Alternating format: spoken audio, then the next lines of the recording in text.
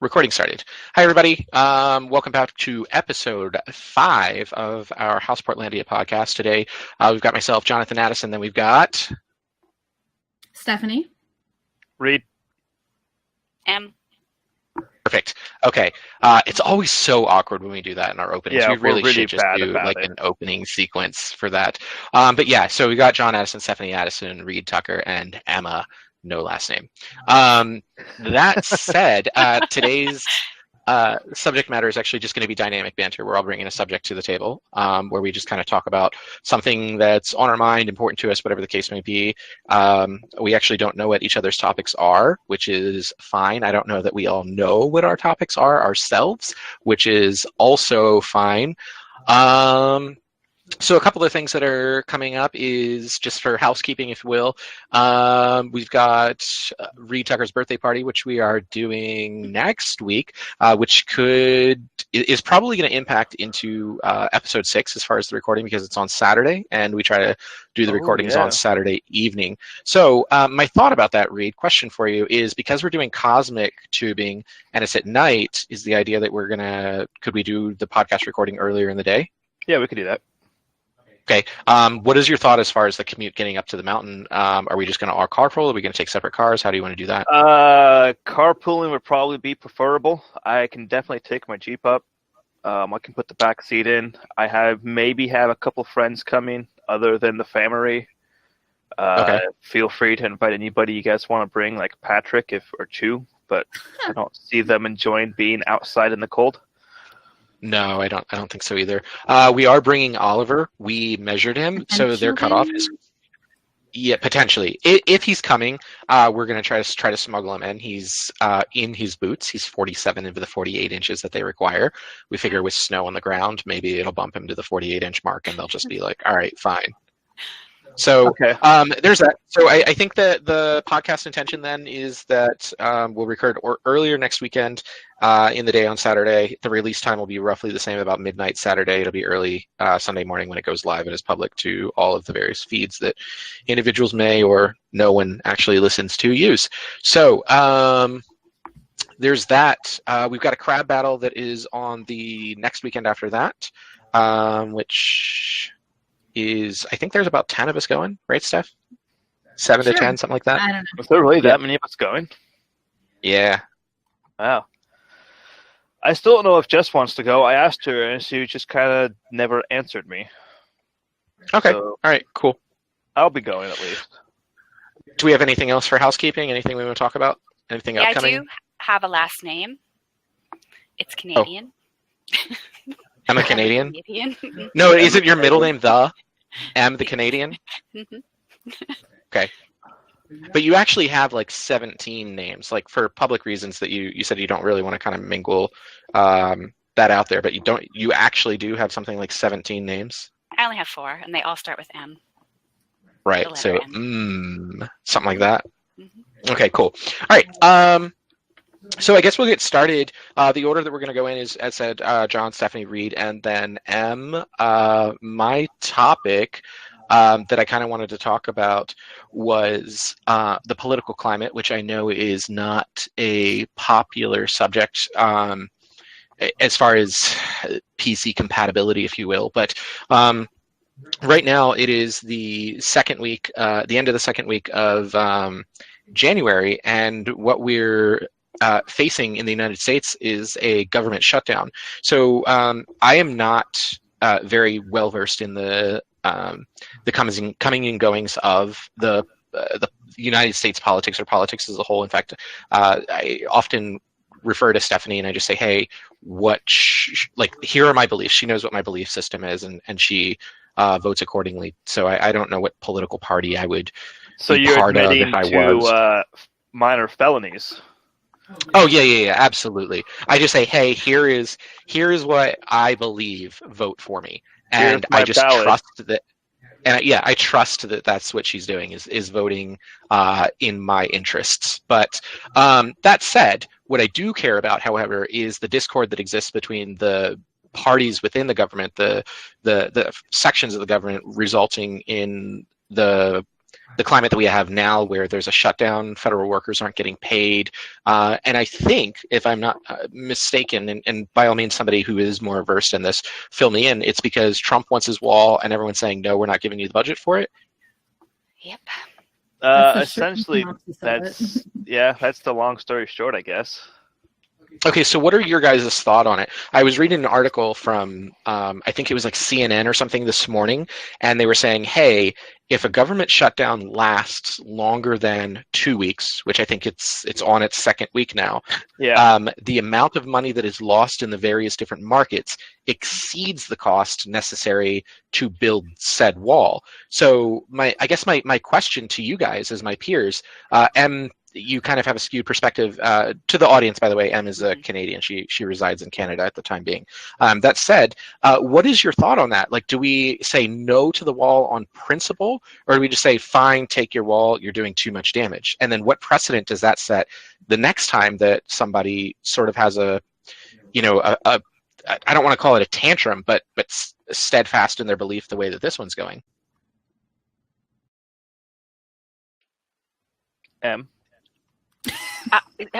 Genuinely, want my opinion, the Canadian talks first about the wall. Well, first of all, to be honest, we sort of laugh at you guys. I love you guys personally, but in general, Canadians are in shock, awe, and sort of humorous disbelief at the very concept. And so there's a lot of Facebook jokes that maybe you guys don't see, but I think it's more of a fence than a wall. I think it's a travesty. Honestly, just the idea of the government shutdown. I see Trump as a giant toddler, or sort of like the rock star of stupidity, because my students are obsessed with him and the different things that he does. Other than that, I hate politics, the whole partisanship and the government being divided. It's hardly surprising. I mean, maybe I'm safe in Canada to say this, but I find it hard to believe that he even exists as a human being, let alone a president. So. Here.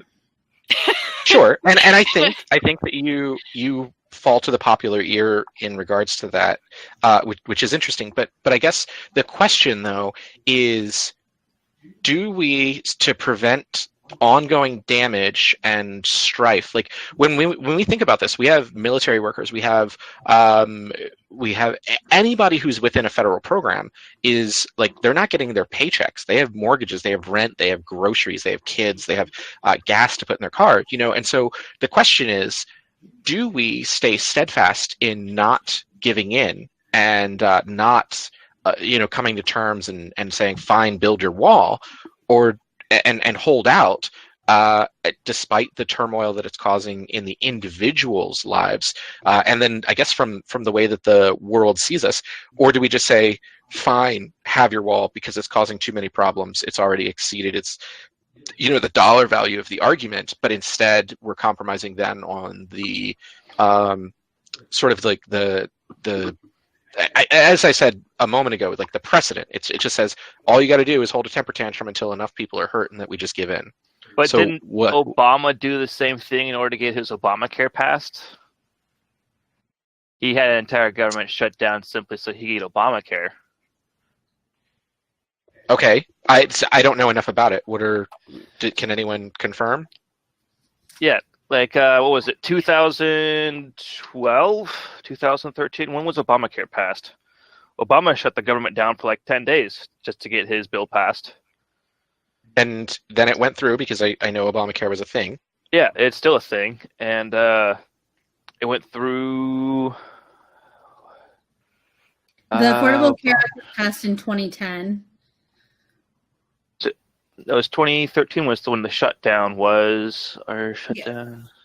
So the Affordable Care Act was passed in 2010, but was set to need funding essentially. Yeah, 2013, which turned out to be not a very good idea for the American way. Yeah, so the main part of the shutdown at that point was whether we could raise the debt ceiling or not. Is that what it was to compensate for the health plan? No, just in general.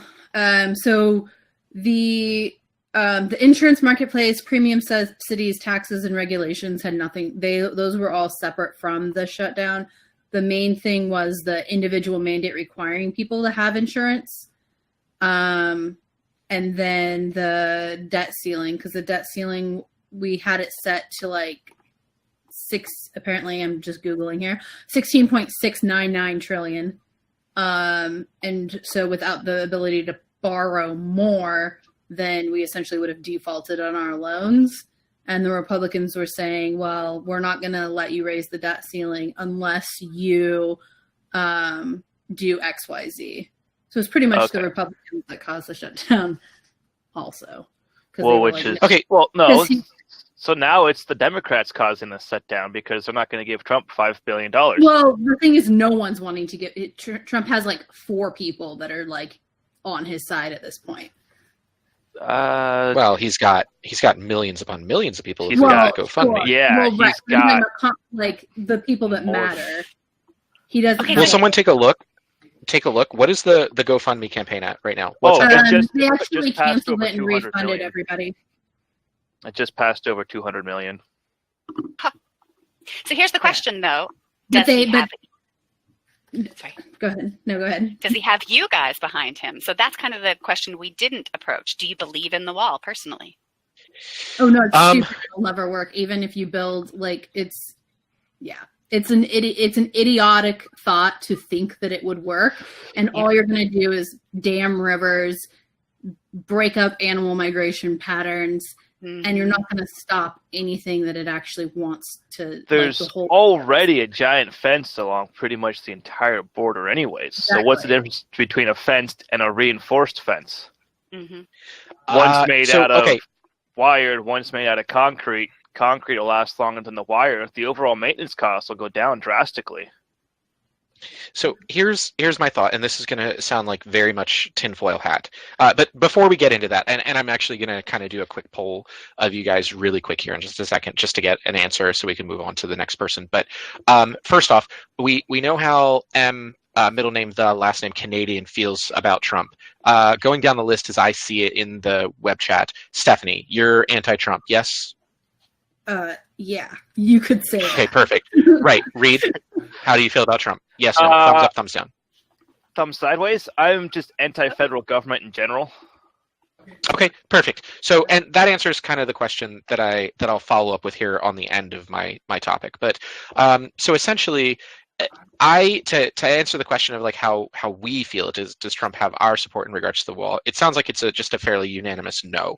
My answer, however, is yes, but only under very specific circumstances. I think that if we're talking about like the fence that we have it as now, I think it's not really worth anything useful as far as that goes. If we're talking like Great Wall of China, where it's going to require a significant amount of effort to get up and over, under, whatever the case may be, something very, very something we can see from space, something like that. Yeah. Yes, but not for the reason that Trump wants it. And I had this conversation with Stephanie, is that I did not vote for the presidency because I am ignorant enough on American politics that I don't feel like that would be making a difference. And so I did commit said felony that Reed was mentioning, in that I think I asked Stephanie to vote for me. So who did I vote for, Steph?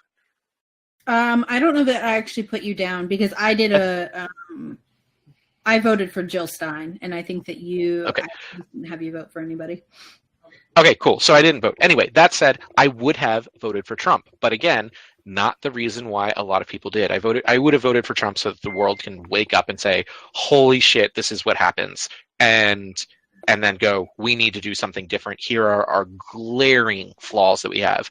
I vote yes on the wall.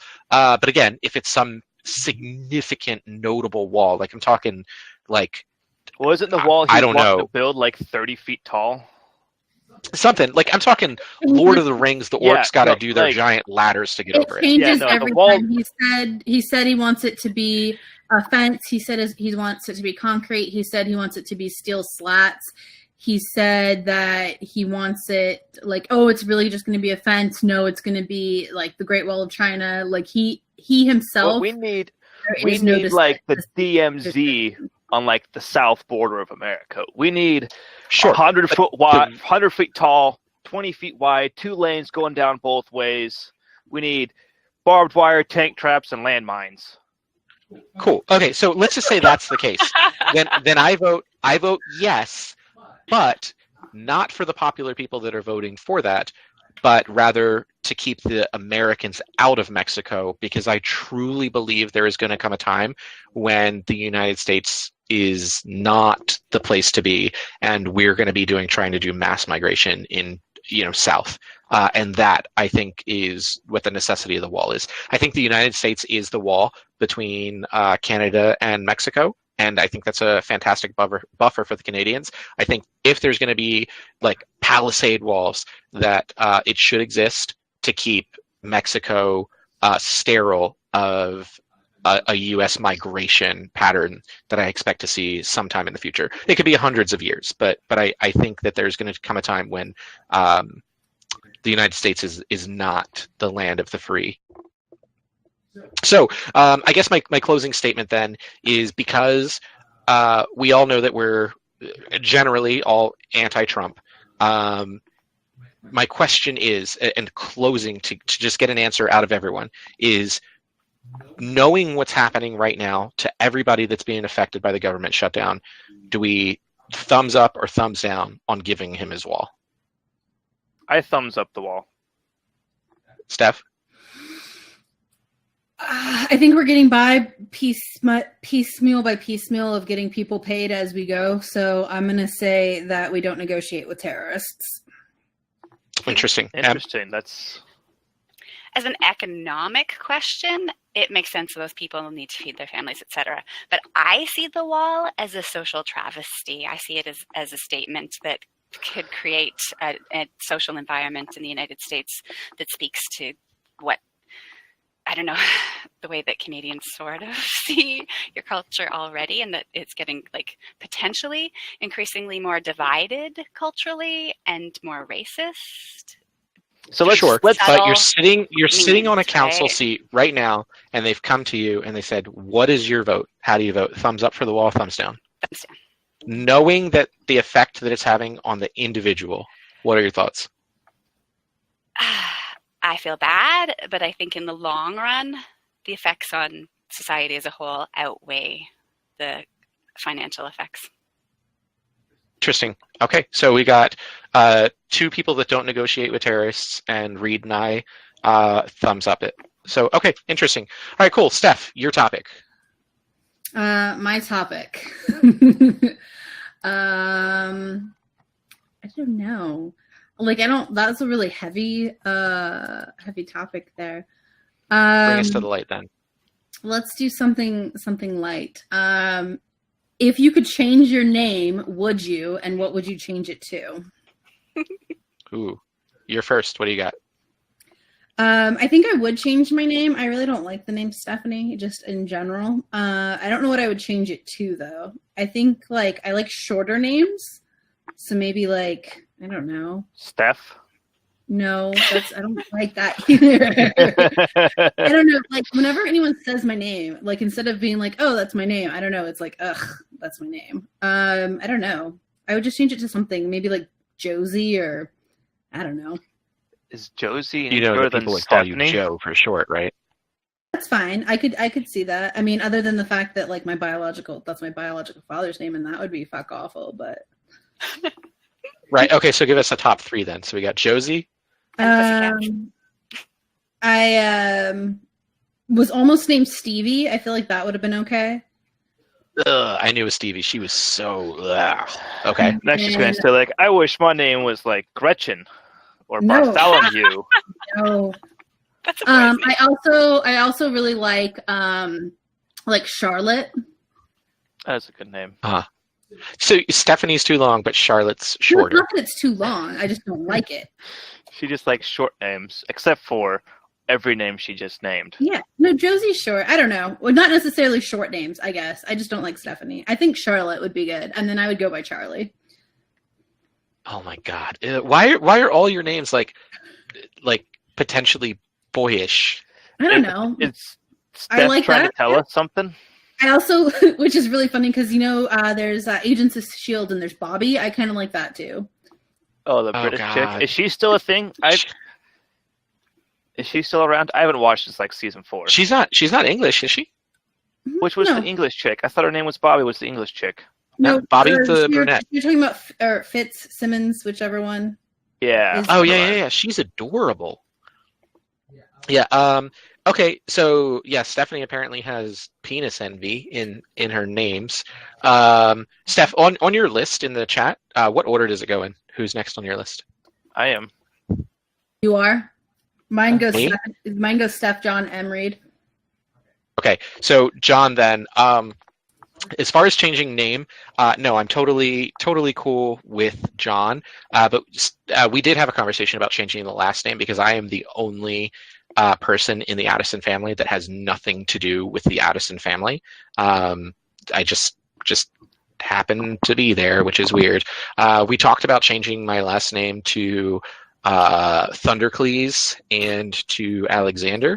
What about Kingsbury? We did. Yo, right? Yeah. We talked about Kingsbury.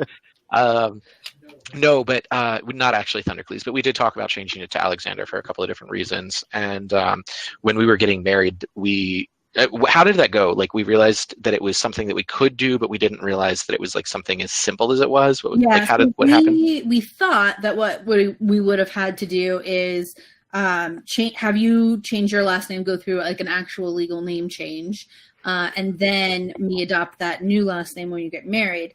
When we got our marriage certificate, apparently you can just put whatever name you want, but we didn't know that when we got it and filled it out. And so we missed out on that opportunity.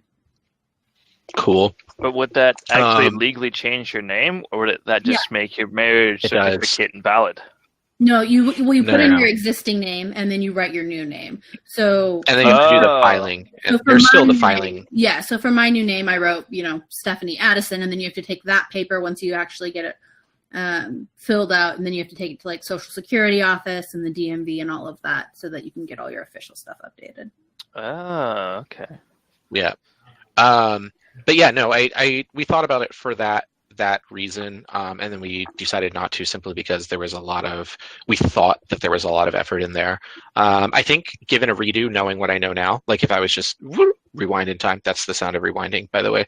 I would probably I would one of two things. I would change it probably away from Addison to like Alexander, or again, if I know what I know now, I probably would have gone Kingsbury as a joke, like, because I feel like it probably would have been fine. And then we'd fast forward, what is it, 9 years? We'd fast forward, and we would just also have the last name Kingsbury. So. Yeah. All right, and I think, Steph, you said M was next on the list? Mm-hmm. Okay, so I completely agree with the guy names. Ever since I was a little kid, I wanted to be like Danny, like Danielle, and you could call yourself Danny, or Christine, and you could be Chris for short. But I think they're cuter when they have the IE on the end, because, so disclaimer, my real name is Melissa, but everybody called me Mel for the longest time, but Mel is very manly, right? Because it's also a man's name. Gibson. So I prefer, So I prefer M or Emma, but the reason is because when I hear someone say my name, just like you were saying, Stephanie, I'm like, ugh, that's my name. That's actually pretty true, depending on the situation. But are you talking about in regards to Melissa? Yeah. So when I hear someone when say you Melissa, hear Melissa, it's like caustic. It's sort of like, it almost feels like they don't know me, but it's because it comes from when I was younger and I got yelled at a lot, right? And it was like, my mom was pretty damn intense, and she'd get super angry and she'd be like, Melissa, and she'd scream my name. So that sort of like full name thing is almost like you're always getting in trouble. So I've had a lot of nicknames along the lines, right? So I think that's really a part of it, is like, if you've been traumatized with your name, maybe like I have, and it's like you don't attach to it as much anymore, or it just doesn't feel like. So that's why I think I really like M, and because it's very short. But also, do we need to start calling you like Emmy? Oh, that just seems sort of, I don't know, maybe when I start stripping. But when I was in Australia, when they nickname everybody, like they always give them like they always put an O or an E on the end of it. So I was always like Reedy or Rito, and like Johnny people, sounds weird. Yeah, and so it'd be like Steffi, yeah. And so like as a child, I used to be called Rito, and during the summer I get super tan and look Mexican, so they'd call me Rito the Burrito. Oh my god. Steph, you had a moment of enlightenment. It sounded like when Em was talking about the long name being, like. No, I just feel like maybe that's like I've heard my name used as like a weapon so much that it's just like. I don't know that that's it, but it certainly makes sense. Okay, so here's my question. Like as a closeout on your. Do you have anything else to add to that, Em? I would absolutely change it. I've thought of legally changing it, but because I have 4 letter M's in my initials, I feel like it would just be weird to have like EMMM. So I'd have to change the whole thing. Actually, are you allowed to just make your first name like one letter and just like literally the letter M? I don't know. That I would feel kind of like Cher or something a little like goopy, but I like it because it sounds like the letter, right? But I do have a friend who legally changed her name. She was being stalked, so she changed it, but also her father made her initials Shit. SHIT. I can't say her name because obviously that's like someone else's private business, but literally that's what he named her, so her initials would be that. So I was in high school and she was Shit, so she changed her name. Shit, mine's Dirt. Her name. Yeah. Yeah, it is Reed Tucker. Yeah. Here's a question, Steph. Everybody's middle name is Francis when they're in trouble. Yes, yeah. If I don't know their actual middle name, yeah. And M. My question is, are we allowed to know what your last name is for this broadcast? Yeah, let's just go with the actress. Yeah. Okay, cool. Sounds good. So what I'm gonna actually give your whole name then. Oh God! All right. Well, so here's my question then. So when somebody's being chastised and you feel like both you and Stephanie feel like maybe there's a little bit of I guess we're going to call it PTSD, a little bit of PTSD because of your name being. I really like the way that you put words to that, Stephanie, like weaponized, if you will.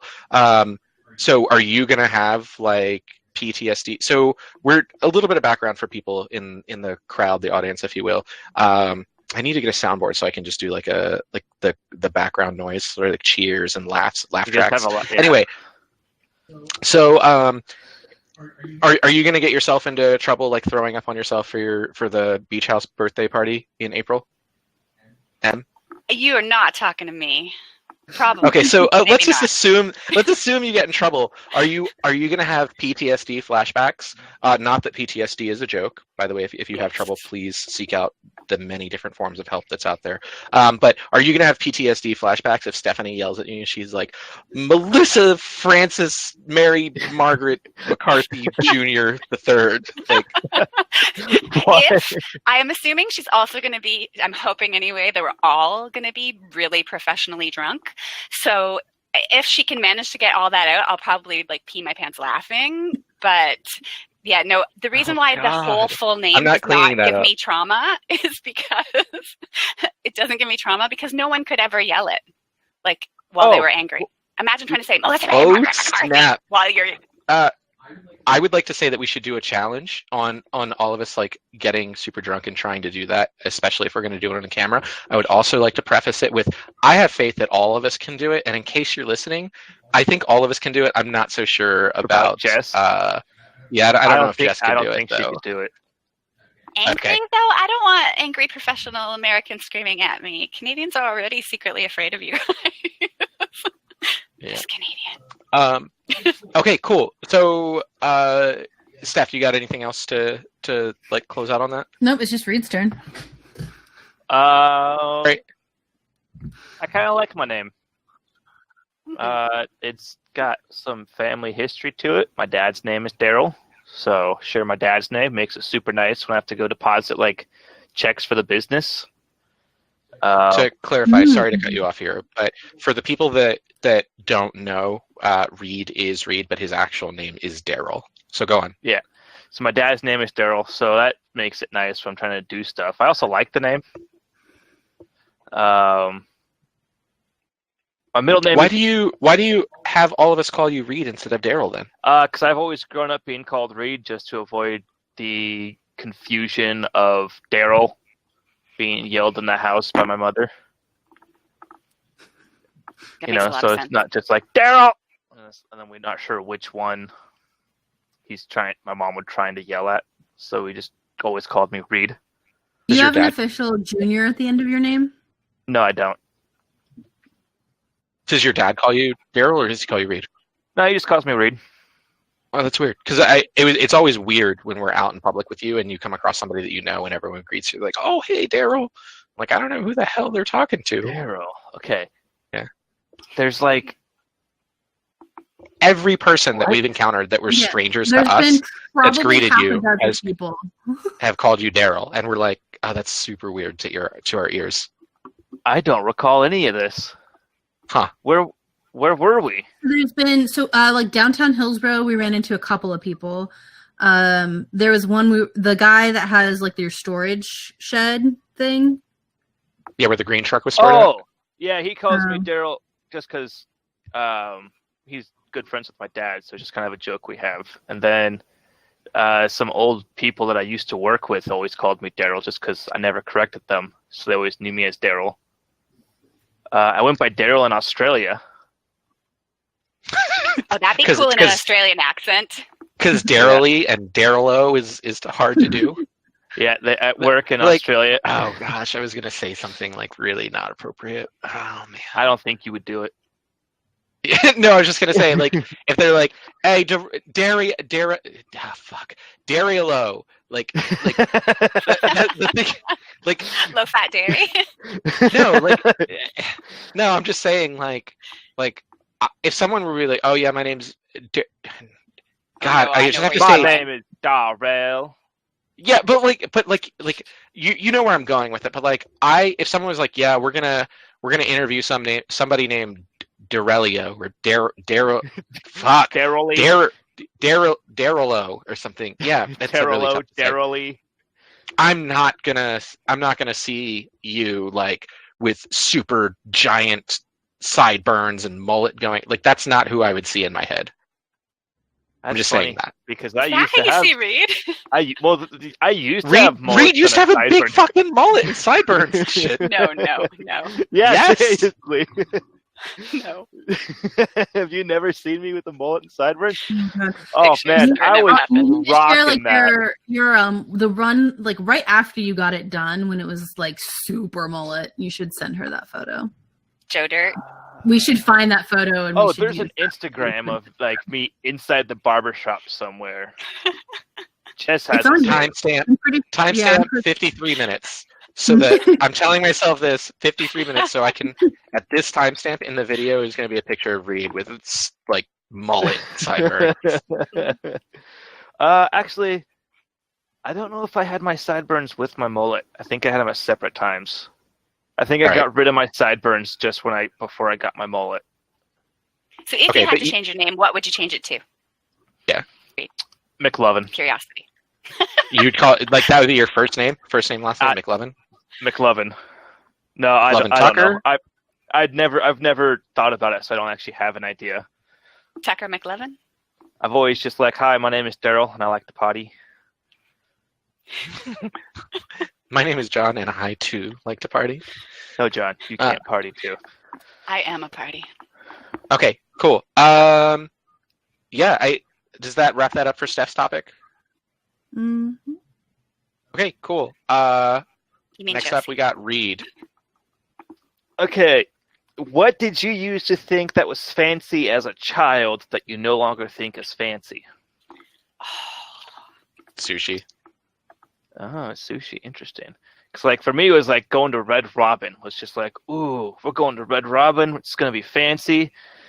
You know, even though I only ever got chicken, like, clucks and fries. But, like, going to Red Robin was always fancy for me.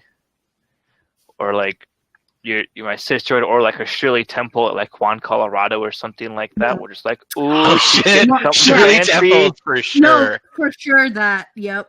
1,000%. End discussion. Shirley Temples were fancy for you in the day, back in the day. Mm-hmm. What's fancy for you now? Somebody else has to answer that. I have no idea. Man, oh my God, Reed, I found a picture of you with like these mutton chop sideburns. Oh my goodness. Will you do me a favor and just save that, keep that, because I'm gonna throw that. That's gonna be our thumbnail. Anyway, let me see. Are you talking about the one I won on Facebook? Mm-hmm. From looks like August 2016. Oh man, that was a great trip. And there's also you bald. You've had a lot of hair evolutions here. What the fuck? Bald? Yeah. Oh, yeah. Never... Hey, I think we get 3 more.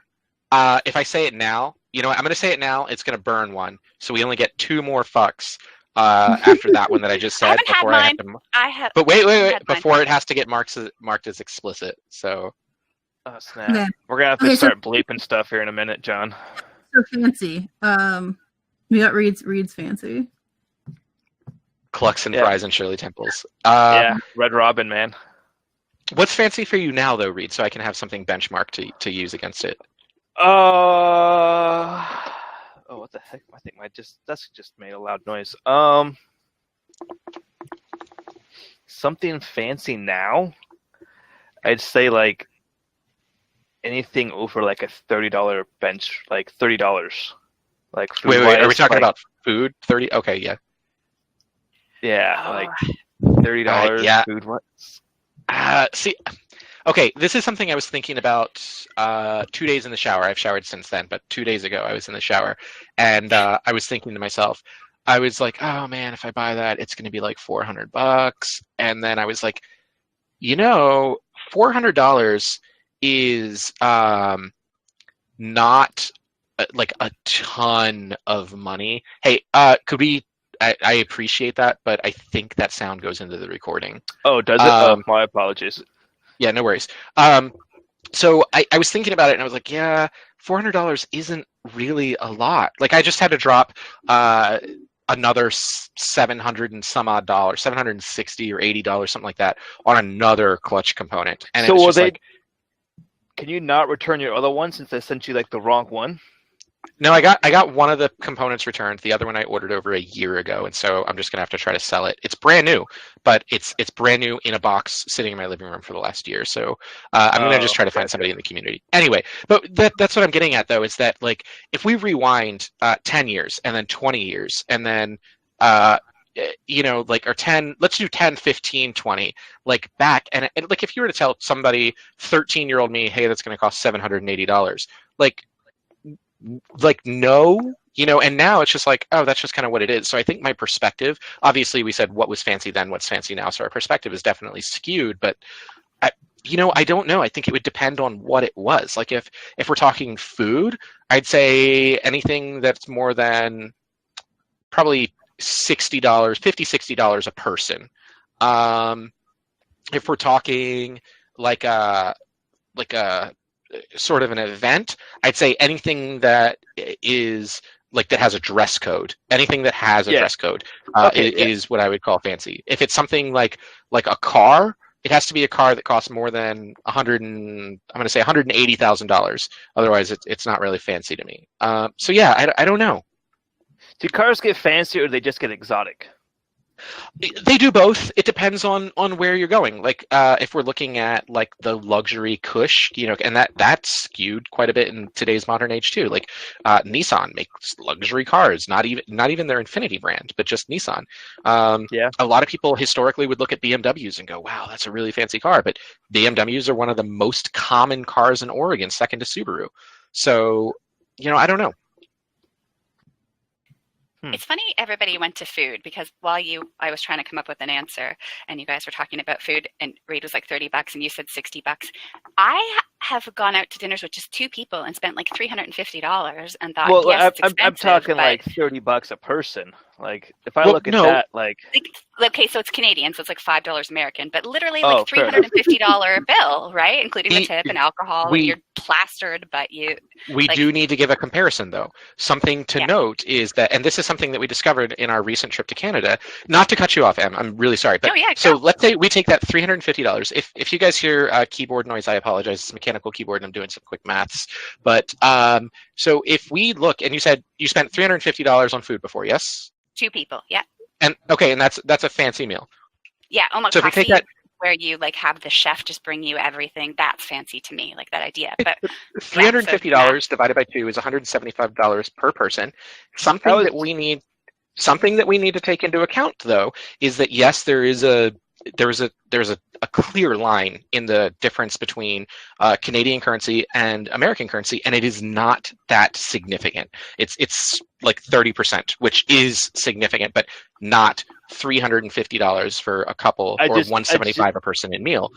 My comparison is the McChicken, because the McChicken here in the United States is $1. However, you say it was $6 in Canada, Reed? Something like that, $5 or $6. Yeah, it was crazy. Yeah. So to clarify, if we take the fact that there is a 600% markup on the McChicken, your $175 a person is a $29 meal per person in the United States. I wonder if it would be the same quality meal, though, because I'm talking like a really high-end restaurant for that, obviously, right? Absolutely not. No, it would be above and beyond. No offense to American food, but American food is, for the most part, pretty garbage. I think the key that makes that thing fancy, though, is like the chef picks it out and they bring it, and it's like a real culinary experience. But when I was a Chinese restaurant that does that. Yeah. And see, like the thing is, like when I go like those places, like you get like a 4-course meal and all these things. So I'm just like, yeah, but I don't want to eat any of those other things. I don't like any of those things. I just want like steak and mashed potatoes. I don't need no rosemary sautéed mushroom sauce on top of it. I just want steak, mashed potatoes, maybe some beef gravy. Yeah.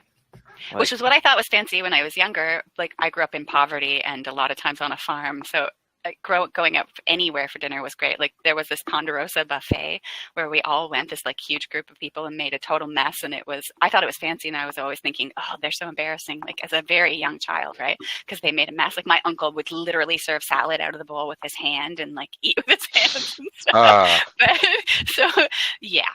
But that was fancy when I was younger. But so where's the threshold for you now? Like, what you brought it back to meals. For you, what quantifies as fancy at this point for you? I don't even know, because is it cost? Is it experience? Is it probably the experience, I think. Okay. But you get what you pay for, right? There's a lot of really crappy restaurants around here. Yeah. So like there really is. It's really hard to find a great one unless you go downtown, or unless you go somewhere that's like sort of very well known for being incredible. But so yeah, it would be a combination of both. Well, you know what? If we look at the experience, yeah, I'd say that there's lots and lots of things, because there's a lot of variation in that. But if we're talking money, I don't think that's going to be able to properly quantify fancy, if you will. When we were in Canada, again, let's just use Canada for the example. We did the faux top of the world experience. That wasn't very expensive, but I would call that fancy. There was top of the world experience. What was that? He's talking about the fake Space Needle. Oh yeah. No, that was fancy. The drinks were god awful. That's weird. Everyone else enjoyed them. They were good, but they were all super weak. Like, I didn't get a single buzz till we got back to the house and drank half a bottle of Jim Beam. Oh God. Yeah. Okay. Also, I really enjoyed the cuisine style, not the experience, but the cuisine style that we had at the burger joint in the basement. It was really good. I think that blows the McMinimans out of the water in my experience. McBurger? Oh yeah. That place was good. Yeah, that place. Copper or something. The brass. Something. I don't know. My food I felt was mediocre there, but the drinks were good. The whiskey sours were really good there. Was it bourbon cherries? Yeah, the bourbon cherries. Yeah, that's where the bourbon cherries were. Yep. And then the other place that we hit also, even though that place was just kind of like, they were reservation only, and they're like, we could squeeze you in if you want, but we're going to give you a time limit because we didn't have a reservation and weren't doing full service dinner. That place, their drinks were really good. I would call that a fancy place, even though I would too. There was nothing quantifiable about it for me. The experience wasn't amazing. I think it was just the product at that point. Yeah. And part of it is that for the people at home, it's Gastown in Vancouver, right? Gastown is famous. It's a gustatory destination. So that's why the quality's there. That's where, I've had my best dining experience in that regard. Yeah, but if you were to say, hey, we're going to the best dining experience in Vancouver, check it out. And what was it? John was sucking dick. Now it's definitely explicit video, but John was sucking dick for what? No, he wasn't sucking dick. $5. I have that picture. Yeah. Timestamp. Right, exactly. Okay, we're at 1 hour, 6 minutes. Yeah, so that's what I'm saying is when we look at that, if you were to tell me this is going to be amazing, park here, I'd be like, are you sure? Because I'm pretty sure I'm going to get hepatitis by opening the door. You need to explain this more because I just told your audience that I have a picture of you sucking. So for $5 on a wall. Well, you had to first call him for a good time. With indicative of the neighborhood right around the corner from these great with restaurants. The sales tactics that exist today, the good time might not have been $5. It could have been the phone call itself was $5. That was the service charge just for the phone call. So who knows? It could have been really high end, and that parking lot just didn't see any maintenance. I don't know. But then again, we have a comparable thing here in Portland, Oregon. We have a place called Montage, and Montage isn't what I would call fancy. It's a very unique dining experience. Yeah. But you have to drive under a bridge to get there, and it's homeless camp army surrounding the restaurant. So we've never had a bad experience as far as getting in and out of the restaurant, or issues with burglary to the car or anything like that. But on visual inspection alone, it's very questionable. It's kind of, I don't know, what is it? What would we call that? A gem in the rough? Yeah. All right, cool. So do we have anything else to close on Fancy? I guess you haven't really, kind of did yours. Kind of did. Yeah. Yeah, no, his was $6 or more. Yeah. Oh, yeah. Reed mentioned Juan Colorado's, and I think that was fancy for me when I was a kid. So we would go, that's where we went when my mom got a promotion. That was our, it was and everybody could order whatever they wanted, and so I got to get a virgin pina colada, and I was it was you're feeling pretty damn proud of yourself at that point. Now it's yeah, no, they. But now Juan Colorado is meh. You guys want to go to Juan Colorado after this? Shirley Temple, I want to go. I do not. Fly on down. Oh. Yeah. I've never been. I have no idea what it is. Oh, man. When you come back, we'll have to go to Juan Colorado. We just lost Steph. Yeah. Hold on just a second. I'm gonna yell in people's ear for just a second. Oh, there she is. She's back. Yeah, that was weird. I somehow button smashed myself out of the... But anyway, yeah, Juan Colorado's is just a Mexican restaurant. Okay. Yeah. When you're back for Beach House, are you coming for John's birthday Beach House bash? I think so. It's her birthday also. Oh, snap. Yeah, we'll have to go to Juan Colorado. We also get free food. Yeah, you get a free meal at Mongolian Grill on your birthday, too. I love that place. Yeah, so we'll get a free meal at Mongolian Grill. Do a bang bang. We'll go fill ourselves up at Mongolian Grill. Go to Juan Colorado, buy some really good steak or carne asada. Oh, God, steak on steak? I don't want to do that. I do. Yeah, steak on steak with a consuela. Oh, shit. On top of a potato. Oh, man. Maybe we'll go to Juan Colorado for my birthday dinner before we head out to... We'll do podcast Juan Colorado and then hit up a bathroom and then go tubing. Yeah. Yeah. All right, cool. All right, so that leaves M. M, your topic. When you ask me, think of a topic. So mine might be boring, but it might be sort of fun. We'll see. My topic is something I've been thinking about a lot because I'm thinking of teaching in the U.S. My topic is it better to live in Canada, or is it better to live in the U.S.? U.S. I think we need to. I'm agreeing with Reed, but I think we need to build a pros and cons list. I think so too. That's sort of where I was going. Freedom. You have Freedom. that in both places. Also in both Not places. socialists. That's Done. a con. Also a con. You are a terrible person, Stephanie. I love you, Stephanie. For the record, I'm a democratic socialist who believes in sensible gun laws. Sensible gun laws. Sensible gun laws too. Stephanie's an honorary Canadian. I believe in sensible gun laws too. I believe that check? everyone should have guns. Yes, like a background check, like there is in every single state. Like a background check with a psych evaluation and like a 30-day waiting period. Nope. No. Nope.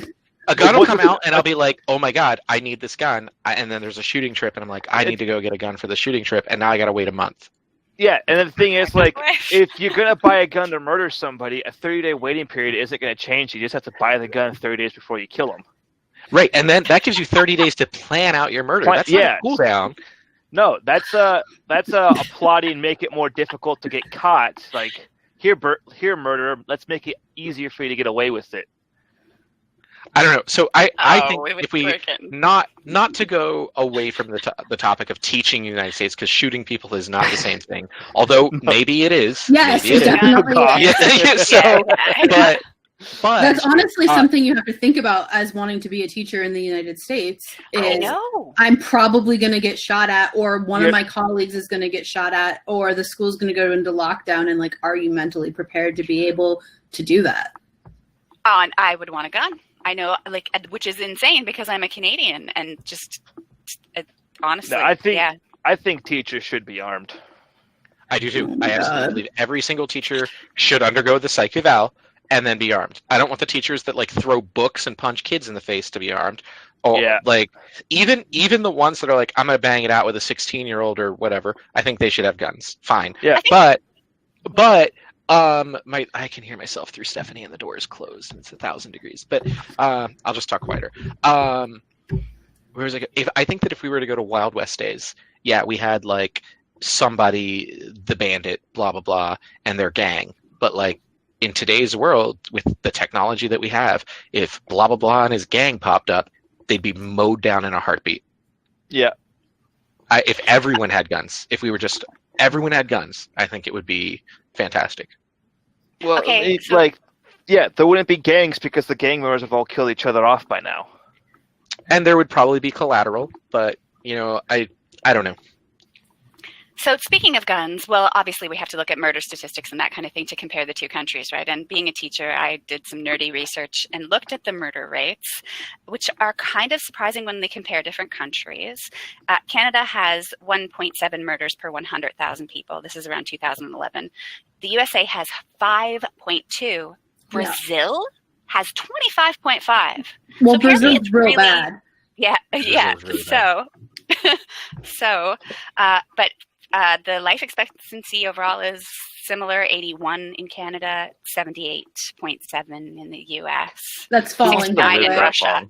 So something to do with vodka. The U.S. Life expectancy is actually trending downward as opposed to every other country on the planet. Oh, thank God. We need less. Oh, actually, I just saw a study today that shows that birth rates are dropping, so we're going to start losing population here in America. Yeah, that's also real bad. No, that's good. This world has an overpopulation issue. Sure, but if you're counting on getting Social Security when you retire, you can't do that unless there are more young people paying into it than there are old people retiring. No, it's like, am I even going to make it that far? Like, so really, whatever. Yeah, it's like I don't think Social Security should be a thing that I have to pay for. Okay, so so you counted. We've counted in the safety margin that exists in the schooling. You've considered the murder rate. You've considered the life expectancy. What else is on there? What's a deliberating point for you? Okay, so for me, as a Canadian working in the States, if I was going to live to the States and say change my citizenship, I'd have to think about healthcare, which is a boring topic. It's a cliche. It's overdone, right? But really, I do have almost free healthcare. As you have healthcare plan? As teachers, yeah. As a teacher, you get a great healthcare. Teachers have. That's the thing is, a lot of government employees are really well actually set off, despite what people think. Yeah, you get a pension, you get amazing health care that's relatively, it's not free, but it is super low cost. And I'd probably then be almost double covered because I'd still be a Canadian citizen. But I don't know, I found some pretty interesting things in research that aren't related to any of the sort of cliche normal things you talk about. For instance, I don't know if you guys have very many mythical creatures. Apparently we have a bunch of them. Have you heard of the jackalope? We have a jackalope.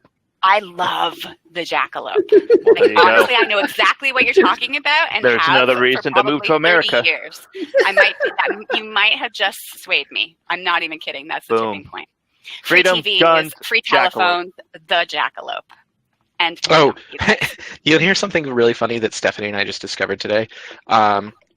We went to a certain magenta colored carrier today to do some business, and you know how we talk about the free TVs, because there are plenty of deals, and this is something that I entice Emma about from time to time. Is it's like, oh, buy a whatever, get a free TV.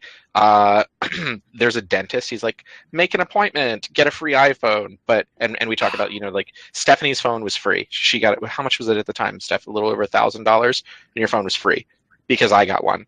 But something that's really interesting now is when we showed up at that certain magenta carrier today to do our business, they have their ads up on the building that says, buy this phone, and instead of having your monthly, so a little bit of background real quick, is that for a long time, the United States was doing something that many other countries in the world were not doing, in that you would simply get a phone free, usually not a flagship, but generally you could get a decent phone for free, and or get a flagship phone for massive subsidy applied to it, so that the phone that was traditionally $1,000 or however many dollars it was only a portion of that cost, and as long as you stuck with a 2-year contract.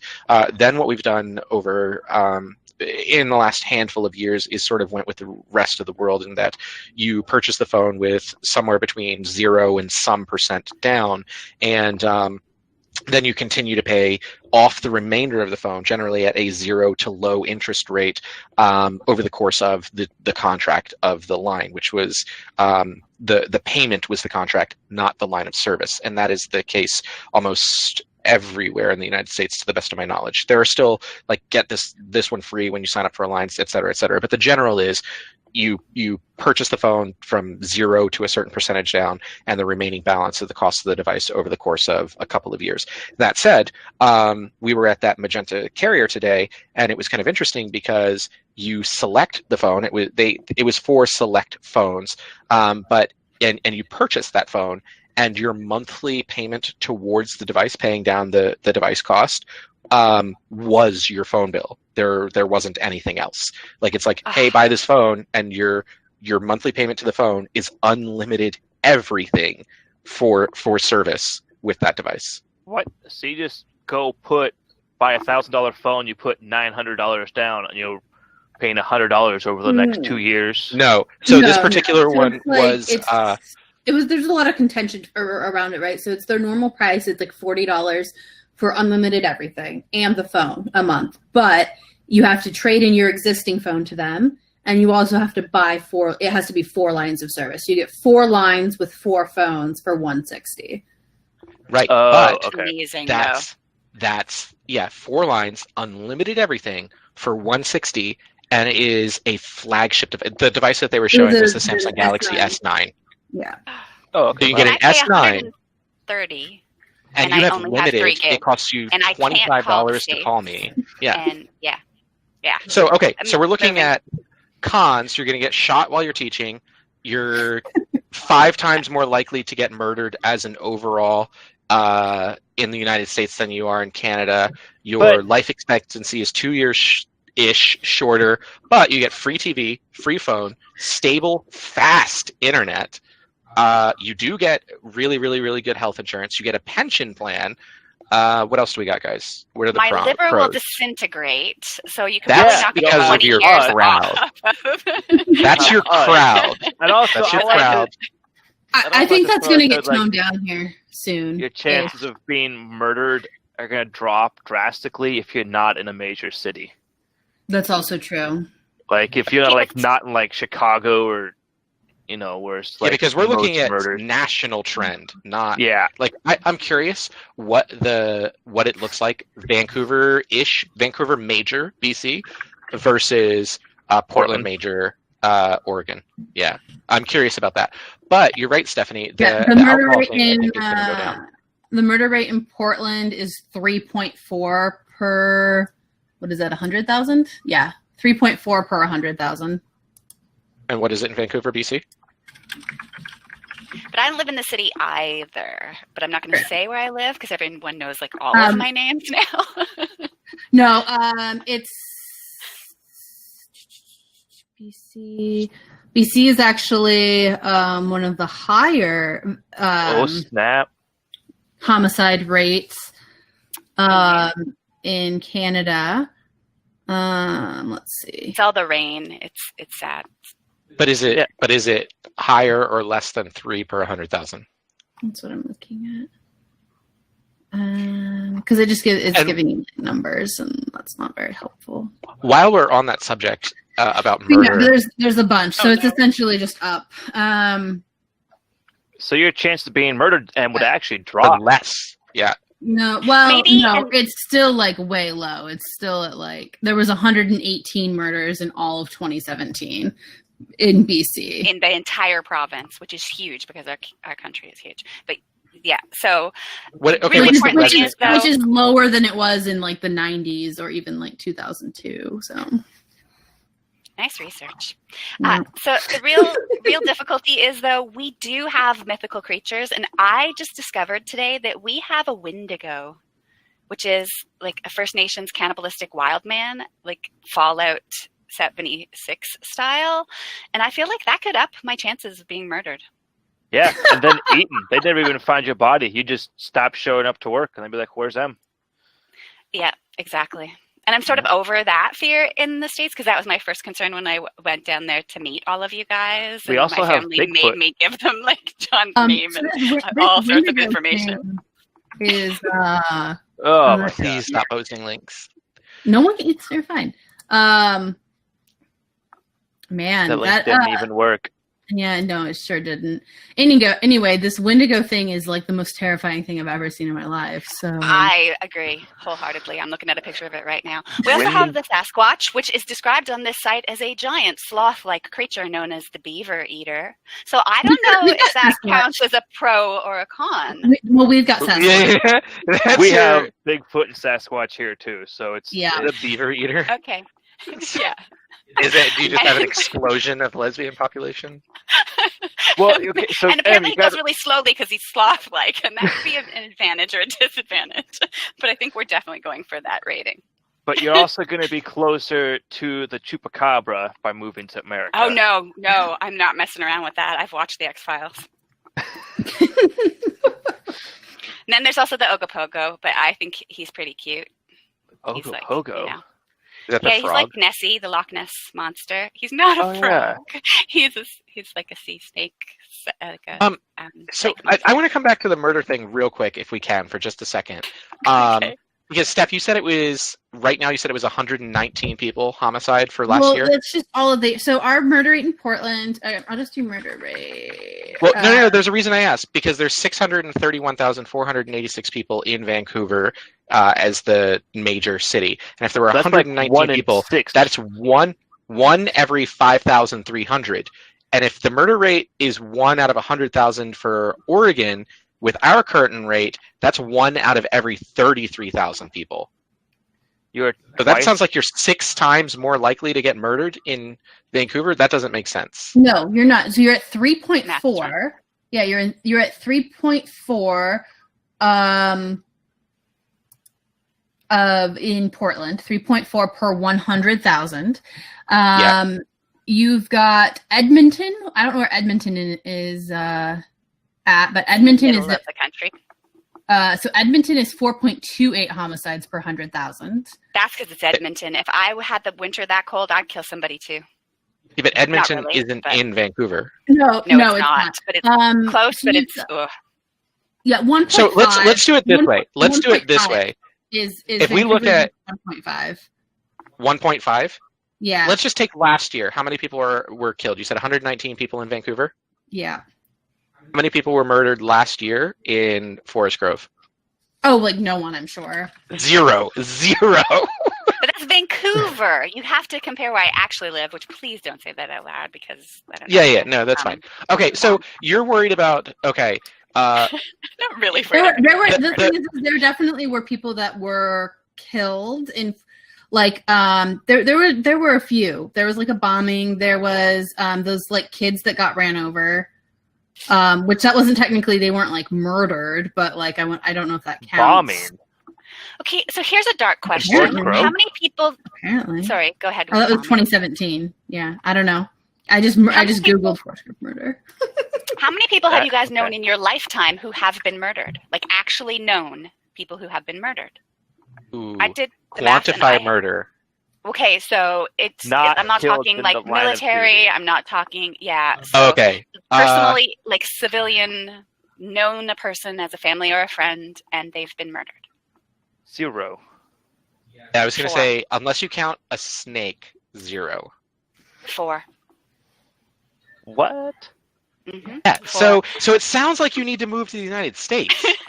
They were all in Ontario, so I already moved. Wait. You aren't the murderer, though, right? No, you're not the common denominator? What? That's a terrible if you're the murderer, friends, you need to stay in Vancouver. All your friends are heathens. Take it slow. Yeah. No, absolutely. Never know the murderer. I'm way too Canadian for that. Although the first murder was when I was a child. I was 12, and I met a girl. She was 11, and she was murdered the next week. So maybe I know a murderer and just don't know who they are. Right. Which is a disturbing thing. But I live in another province now, so I feel safer. Followed you. Okay, so let's bring it to a close then. Okay, I was going to say, just to one up there on Forest Grove, the reported annual crime rate is there was one murder, but that one murder equaled a rate of 4.1 per 100,000 people because we're so small. Interesting. Oh, yeah, we are. Yep. Okay.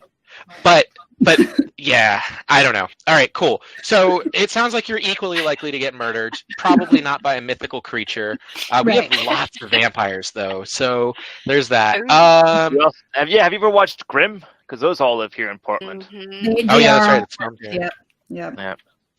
Okay, so but like as a closeout to the subject matter, also Trump is the president here, so I feel that's only going to be for another year. Yeah, maybe what I'm waiting for. So right, and it'll be right around that time frame that you're planning on it. But to bring the topic to a close, what are your thoughts? As somebody who wants to be a teacher, is it sounding like you're going to move to the U.S.? Is it sounding like you're going to stay in Canada? Like your personal pros and cons list, where are you at? I think it's a good idea overall and outweighing the pros and cons. But what I'm curious about, just to close it off really quickly, would you guys ever want to live in Canada instead? No. Yes. Sweet. Right. You're already an honorary Canadian, so anytime. Right. Okay, so go ahead. My question is, since you don't let us be friends on Facebook with you since you live in Canada, when you move to America, are you going to friend all your Canadian friends? Am I going to unfriend them? No, I think what you'll probably John do is create a U.S. misunderstood that Facebook. whole thing because he's John. Create a U.S. You're going to create a U.S. Facebook?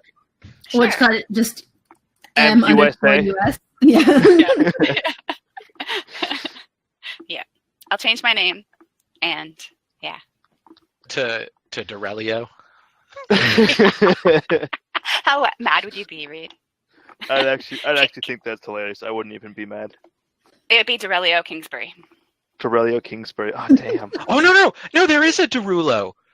Jason Derulo. There is. Mm-hmm. Derulo, but this is Dorelio.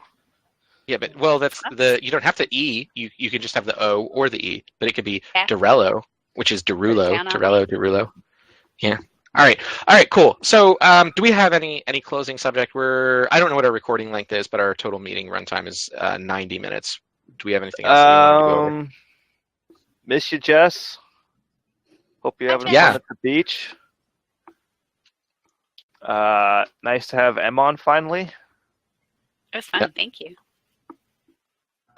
Steph, you got anything? No. Okay. So, Em, you got any closing statements? Shout outs to anybody? I feel the overwhelming urge to say sorry because I don't think I said it even once during the entire podcast. So just to represent. Oh, how are we doing on our fucks? That was our fifth one. That was the last one. That was the last one. But we already talked about the other John in the parking lot that you could call for the good time. So that we're definitely an explicit show at this point. Oh, snap. So the Sasquatch or the Snatch Squatch? The Snatch Squatch. The Beaver Eater. The Beaver Eater that you said? Something like that? Yeah. God, now it sounds like we got names that we can change ourselves to. So I looked at I was looking at a funny the other day, and it was like HR sent out a message saying that we're no longer allowed to use overly specific nicknames, and so everyone in the office is glaring at Mike the Rat, the killer of all things fun.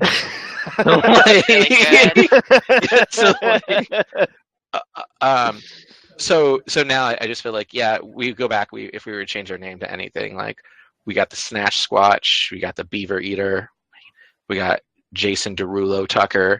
I don't know. Ninja J, and Mike for Stephanie. Yeah. Mikey. I was gonna say only if I get to be Mike Wazowski. No, or David. Cool. You get to be David. Yeah. So, okay, cool. So that's the end of podcast episode 5, I believe, unless I'm horribly wrong, but I think it's episode 5. Thanks, everybody, again, going around the table. We got John Addison, Stephanie Addison, Reed Tucker, and Emma. I guess we'll see you next week. I think we'll probably do it in person. We'll actually have a video. This time it just sounds like we got a couple of images that we're going to throw up in timestamp points. But for Reed's birthday party, just before we go have diarrhea on the mountain or something after one Colorado steak. Okay, cool. Thanks, everybody. Bye. See ya. Bye.